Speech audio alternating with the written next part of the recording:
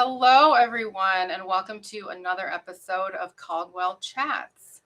My name's Julie Tolek. I'm a trademark attorney here at Caldwell IP, and today my guest is very personal to me. It's Dr. Nilton Medina, who is a plastic surgeon at Boston Medical Center and a professor at Boston University Medical School.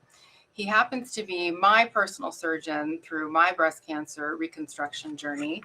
And, last month was Breast Cancer Awareness Month, October.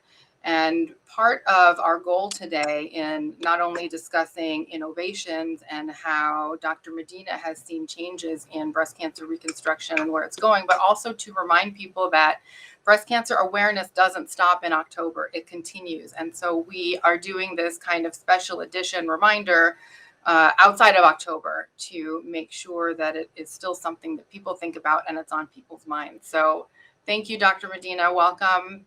Thank you. My pleasure. It's an honor to have you host us, Julie. I really appreciate it.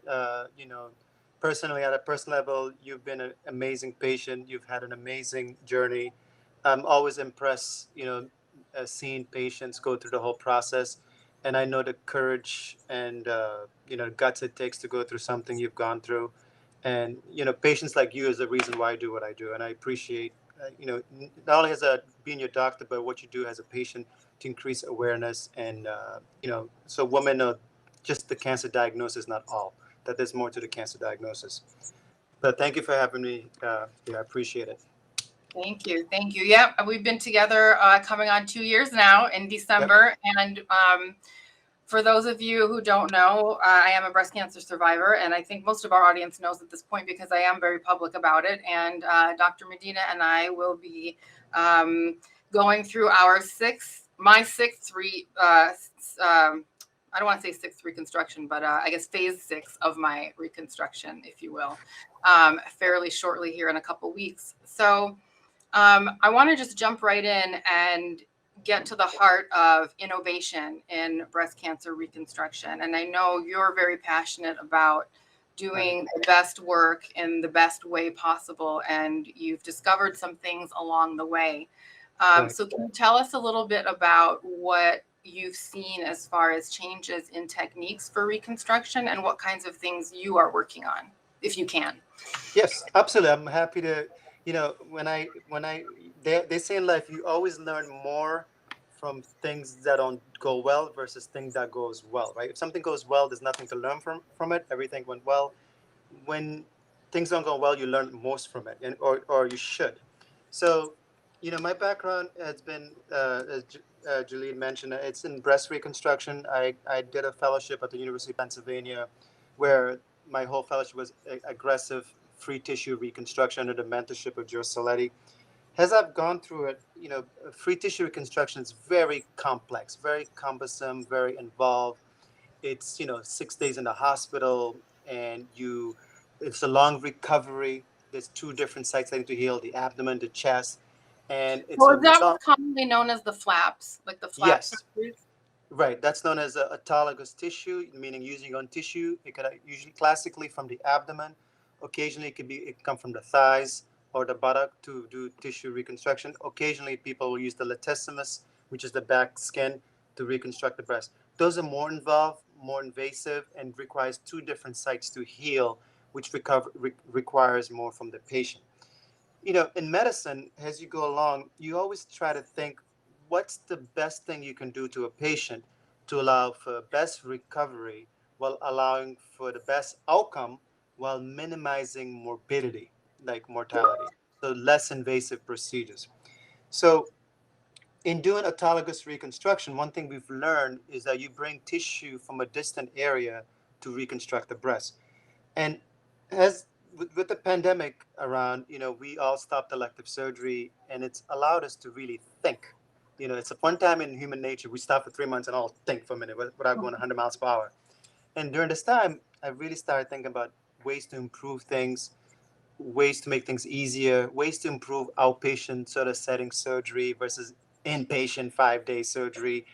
And that requires you to stay in a hospital, potential risk of COVID and all those other things, et cetera. And it comes to the idea of tissue transfer. meaning the least benign way to do it, meaning using your own fat, not in a big microsurgical way, but in a microscopic way, like fat grafting.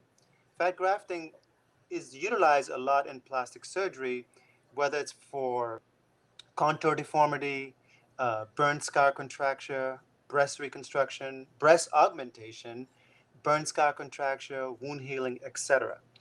So what we've learned is that fat can affect the areas that are undergoing chronic inflammation. So what does it mean by that? What do I mean by that? So imagine we'll use one setting.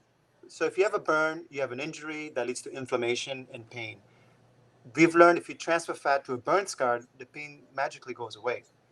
If you do it to a carpal tunnel, even carpal tunnel, if you inject fat in the carpal tunnel, it goes away. So why not radiation injury? Radiation alters the parenchyma, that is the soft tissue around the area. So why not bring virgin tissue away from the zone of injury, meaning the breast, to change the architecture of that area so as to tolerate a reconstruction better?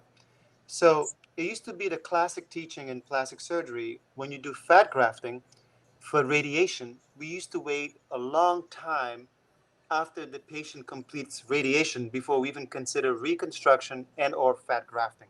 The classic teachings wait 6 months, wait 7 months, wait longer. And if you think about it, if you allow radiation to take effect for 6 months, that's longer and longer the patient is undergoing the effects of radiation changes. While the goal of radiation is to decrease cancer recurrence, etc., but it causes soft tissue injury to the area. And the soft tissue injury is permanent. It's not one time you're done. And it can change the parenchymal architecture of that area because the goal of radiation is to decrease cancer recurrence and theoretically improve survival. So my thought was, why wait so long to see the radiation changes? Why not blunt it earlier? So, i.e., the patient completes radiation, rather than wait 6 months, 7 months, just go immediately, like 1 month after the radiation, so you can start blocking those chronic effects of radiation. And the goals of that, if you can blunt the radiation effect by bringing virgin tissue away from the site of the radiation, so get it from the flanks, the abdomen, the back. The beauty is we have fat, a lot of fat available in the human body. We can get it from anywhere, the thighs. Why not bring that fresh tissue that's never been exposed to radiation, bring it to the zone of the radiation, not only to blunt the effect of radiation, but to be better able to tolerate a reconstruction, specifically implant based reconstruction. So, implant based reconstruction for breast cancer in patients undergoing mastectomy remains the most common form of reconstruction. So, 75% of all reconstruction done in this country is implant based, 3 out of 4, because implant is it's quicker, faster recovery for the patient, and better long term outcome. One of the downside of implant based reconstruction is whether or not your body will reject the implant, whether or not you need revision, whether or not you have capsular contracture, whether or not there's asymmetry. So my thought has been, why not improve those statistics? So we know radiation lowers the tolerance of an implant, but fat can potentially blunt it by making the tissue softer, less firm, less reactive, less inflammatory. So if you put fat in a zone of radiation, the tissue envelope dynamically changes. So I've observed in the last 2 to 3 years doing this that the tissue quality dramatically improves when you go in early to fat graft rather than in a delayed fashion. So having done this, it's now essentially common practice for me to fat graft patients, not only patients that have had radiation, but also patients that just need implant based reconstruction. Why is that? Because if you think about it, a mastectomy patient is not similar to a woman that undergoes, let's say, breast augmentation that never had cancer. So that to me, if you have mastectomy, there's a lot of trauma from the mastectomy.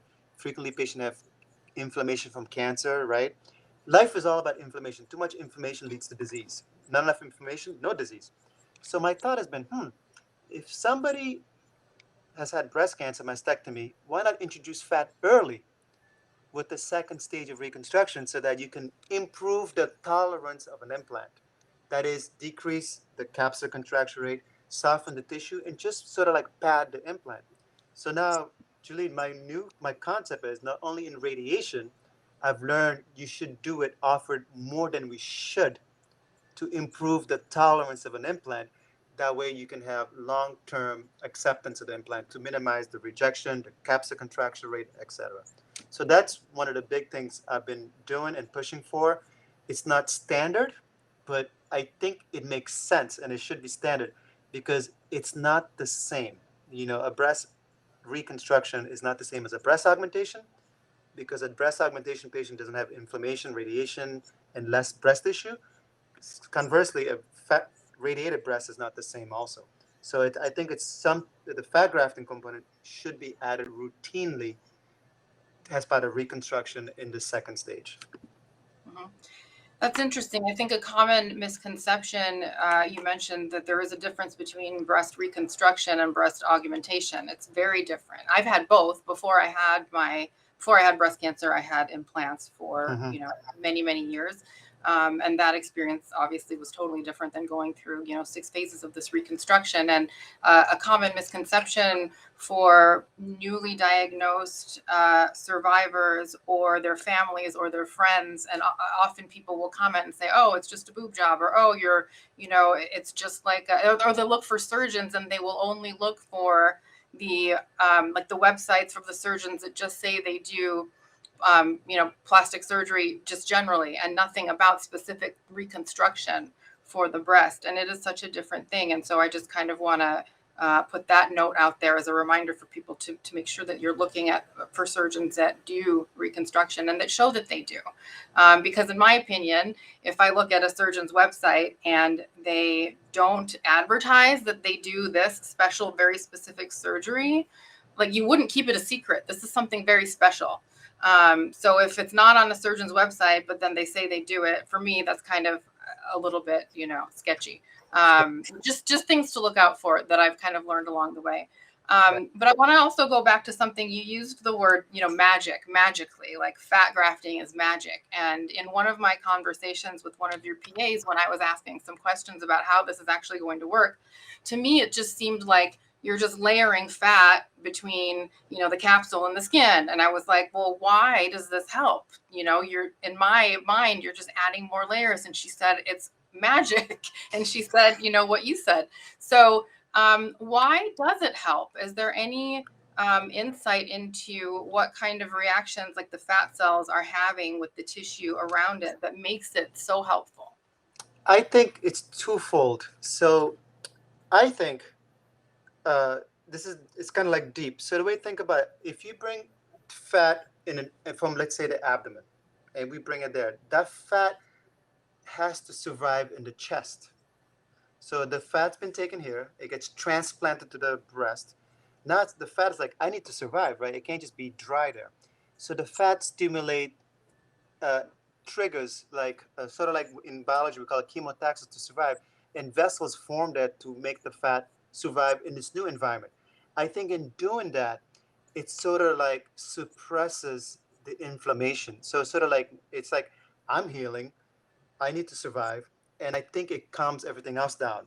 So Mhm. like the shift is to the fat needs to survive as a graft, and yet it calms the capsular reaction in the air, because if you don't have the fat there, your body's going to react to the implant. But when you put the fat there, it's like a buffer. It's like, okay, the fat's like, I need to survive, because to heal you need inflammation, to form vessel you need inflammation. So it's like this balancing act.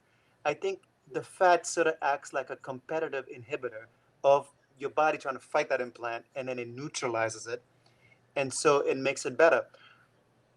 That I think is game changer.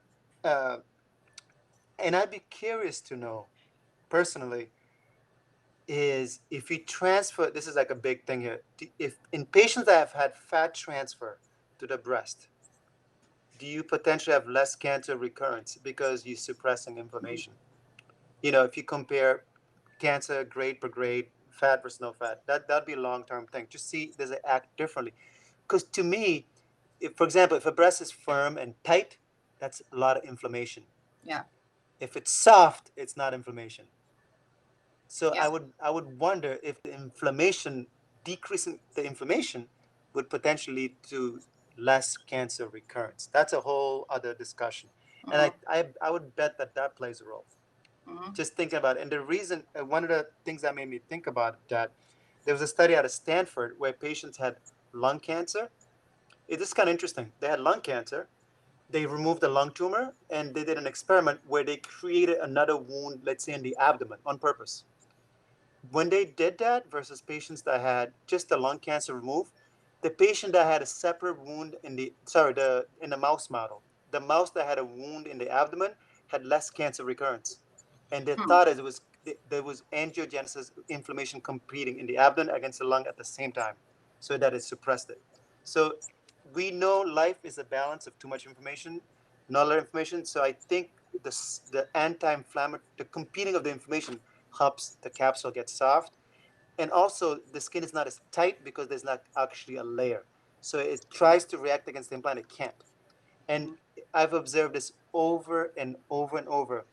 Furthermore, I've learned from my breast cancer patient. This is where you learn from your breast cancer patient when you do fat grafting, because it softened the capsule. And now when I see cosmetic patients that have had implant rejection and they come to me for implant exchange, when I exchange the implant, I'll also will fat graft their capsule to have less recurrence of the rejection. And it works. It's like actually unbelievable. So So it is a magic of sorts. And I wonder, I mean, from a, you've said this is really deep, but I'm taking it to another deeper level from a mhm, spiritual and esoteric perspective, the yeah, way the body is compensating and making the balancing act between the wounds just seems very appropriate for, how you balance your mindset throughout this whole process too, and how that is a player. So, that was played a big role for me in my recovery. So, right, it's kind of interesting to see, you think of the metaphysical component, but to hear the actual physiological component to bring your body into balance is fascinating. correct. And I think that's the big role here, because surgery, if you think about it, when you do surgery, it leads to inflammation to the site. This is thinking again, people say, Dr. Medina, you think crazy. That's okay, let me think crazy. In history, those think crazy usually turn out to be not wrong. I'm like, when I do liposuction and I harvest the fat, I'm also creating inflammation down there. So it's sort of like competing with it. Oh yeah, So that it's not chronic overreacting in the breast site. So it's like the same principle.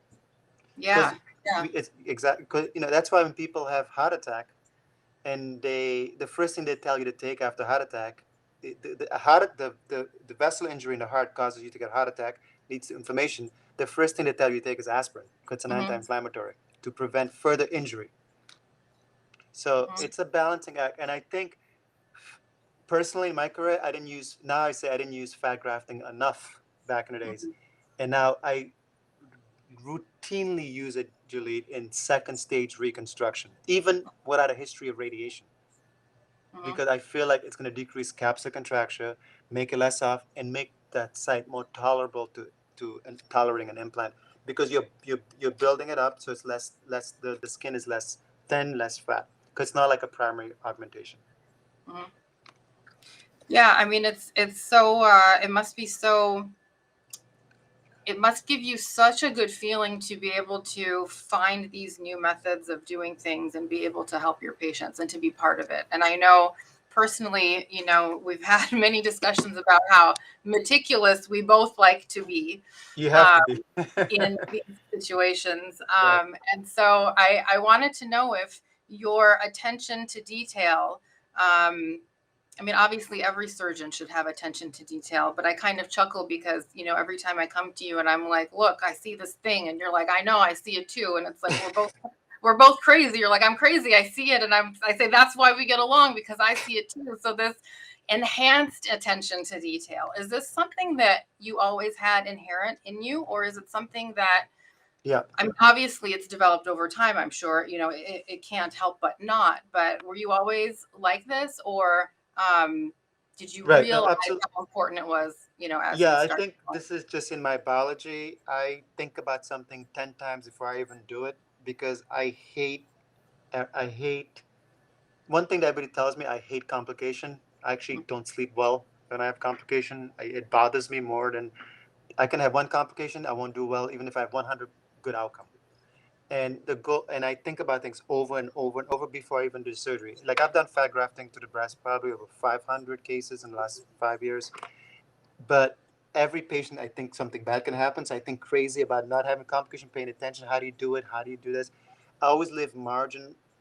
e- I always leave a 5% of margin error that something bad can happen, right? Even because I don't want to become complacent. And I think about it 10 times. Like I always joke with patients and staff, surgery starts not at surgery. Surgery starts with just my drawing. The preoperative planning is the surgeon. Doing the Yeah. surgery is not the hard part. It's actually planning, having the good plan. Just like an airline, do it, draw it out 10 times, then do the surgery.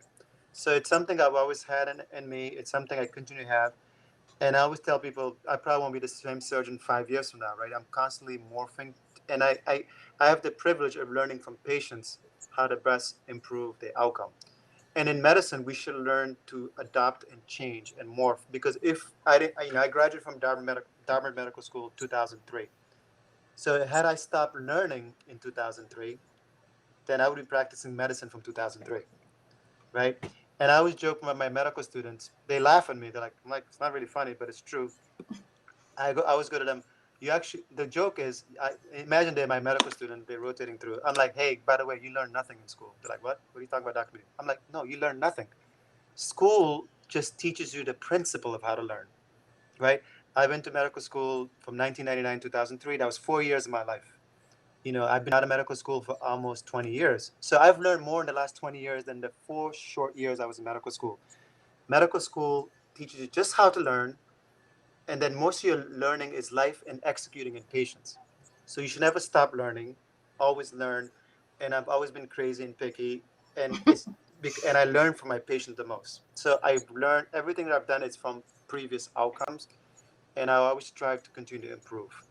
Mhm. But yeah, Yeah. being meticulous is definitely critical, particularly in plastic surgery, particularly if you're going to be doing breast reconstruction, Mhm. because unlike a primary breast augmentation, a breast reconstruction patient has gone through mastectomy, lumpectomy, a deformity has been created, so now you have to recreate a breast mound. Mhm. Yeah, yeah. And so this kind of leads perfectly into my next question, which is about the general kind of branding of medicine and branding, specifically since we're talking about breast cancer, the branding of breast cancer and survivorship. And we adopt Mm-hmm. the pink, the color pink, and the pink ribbons, and that's all. It's all great because to me, anything that raises awareness and reminds you is something good. It's better than doing nothing. But what are your thoughts on the branding of breast cancer and survivorship? And do you think that medical and healthcare practitioners are doing right by their patients and how they're branding? Great question. It's a loaded question. Yes, and There's no right or wrong answer. no, and I'll give you my personal answer, how I feel about it. Um, Personally, not a fan of it, and I'll say why. To me, breast cancer awareness should be every day. It doesn't stop today, tomorrow, the next day, October. It's not just October. It should just be part of life, right? You shouldn't have to have a special ribbon or day just like October 4th. It should be all the time so people are chronically reminded of the particular problem that it is. I shouldn't have a reminder in October. By the way, let's really think about this. Mhm. Breast cancer, as you, I'm sure, well aware, being a survivor, it impacts 1 in 8 women if they live to be 90. So chances are we're all going to be impacted. Me, 1 in 8. That's 13%. We're going to know somebody that has it. So we ought to, as a society, constantly think about it, right? And the thinking about it should start perhaps even earlier than age 20 with the self breast exam as recommended by American Cancer Society, or even the annual mammogram at age 40, assuming no pre-existing early cancer disease in the family or BRCA mutation, etc. Because thinking about it and talking about it and making it a big deal out of it would mean, hey, if you're a young woman, if you have a little lump, don't ignore it. And it's particularly now, I don't know what's going on. I've seen a lot of young women, age 26, with cancer, Yeah. breast cancer. So it's happening, I think, earlier than it. It's interesting. In the last 5 years, I'm seeing a younger women with it. Not, Do you think it's happening, like occurring earlier, or do you think maybe that now people are finding out about it earlier and catching it earlier? I think both. I think screening has helped for sure. Starting Mhm. screening early, age 40 with annual mammogram, or with people history. But I can tell you, I'm seeing it earlier. Yeah. Compared to when I used to. It's not uncommon now that I do 28-year-old mastect, like mass, palpable mass, like on exam. Yeah. And who knows where or not this, one would suggest it's environmental, right? What's going on with our environment? Even you can even argue food processing, right? Again, inflammation as being the culprit. Uh, so while I applaud the effort of Pinktober, etc., I'm a big believer. I think it should just be part of our life. I don't want just 1 month dedicated for it. Kind of like I don't believe personally there should be a society of women surgeon. I think it should just be a society of surgeon because we should all be the same. Mhm. Because once you start subcategorizing something, it makes somebody else feel special. It should just be society of surgeon. Period. It shouldn't be society of black surgeon. No, just society of surgeon. Shouldn't be society of women surgeon. Just surgeons, because that's how you get to sort of like an even playing field and equality. I view breast cancer because it's the second leading cause of death amongst female in the U.S. for overall cancer, with lung cancer I think being number one. So with that in mind, it should be almost like your vital sign, right? Just think about it all the time when you're at the doctor, just like your pulse. Oh, any mass on the shower, breast exam, and even discuss amongst family, particularly if there's an early risk in the family, bringing out things like ATM mutation, BRCA mutation, KRAS mutation. Because even if family members don't speak about it, you may not know that there was a family history member that had it. That would raise awareness to a young child that they may have the BRCA mutation, just to help them with long-term survival. So I think we ought to think about it all the time.